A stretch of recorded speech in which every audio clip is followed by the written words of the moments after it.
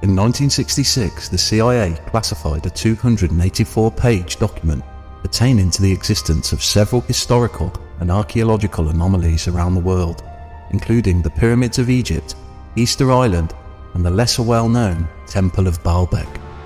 The document was finally declassified due to a Freedom of Information request in 2013, but it was released in a heavily sanitized format. Of the 284 pages, only 57 pages were released to the public. There are no blacked out redactions like you would expect in other classified documents, but whole pages are omitted and the document has been put back together in a way that we are not aware of what is missing. The Baalbek site has retained its sacred significance for numerous cultures and religions over time and is acknowledged by archaeologists who have been occupied and used for ceremonial purposes for approximately 9,000 years.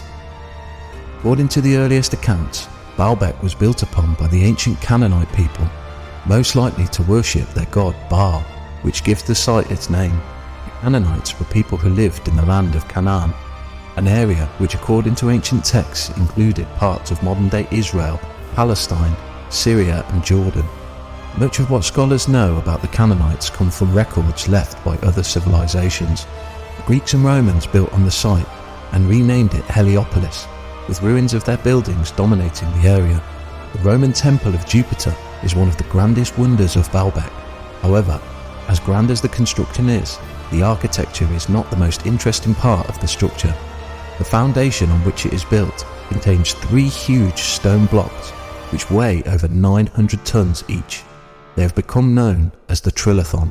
The stones were quarried from nearby mountains and transported over great distances to the site, a feat that would have required incredible engineering skills and manpower, which implies a technology that far surpasses that of the Romans or Greeks, or any other culture for that matter, that existed more than around 100 years ago from today. Nowadays, if we were to relocate the Trilathon, it would necessitate the use of the most powerful cranes available. However, during its purported construction period, these massive stones were arranged with remarkable precision using primitive methods.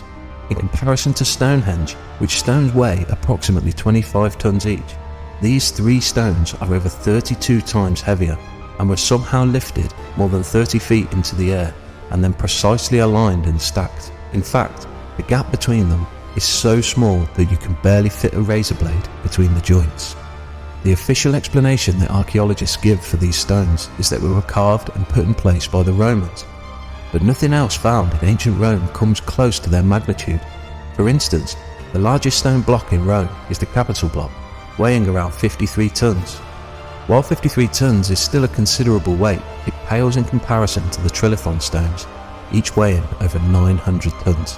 If the Romans were capable of such feats of engineering, would it not be logical to conclude that they would show off these skills within their own capital?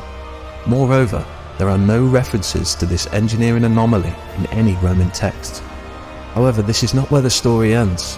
The 3 stones of the Trilathon are not even the biggest stones at Baalbek. 3 other individual monoliths have been found that are not part of any larger structure. The first monolith, commonly known as the Stone of the Pregnant Woman, is estimated to weigh around 1,000 tons. Despite being the smallest of these 3 monoliths, it's the 5th largest stone ever quarried and possibly the most renowned due to its excellent preservation.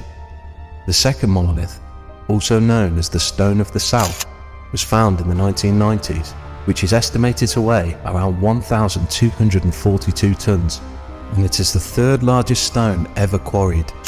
And the third monolith, found in 2014, known as the Forgotten Stone, which is estimated to weigh an enormous 1,650 tons. It is the largest human quarried stone ever found. Again, no mention of the carving of any of these monoliths in any Roman texts. Over the years, many scholars have tried to come up with alternative explanations to the official hypothesis, some of them more unorthodox than others. A Soviet mathematician called Matest M. Agrest suggested one of the more outlandish theories. This was that Baalbek may have been a landing place for extraterrestrial beings. This theory was also purported by author Zecharia Sitchin in his work deciphering ancient Sumerian texts.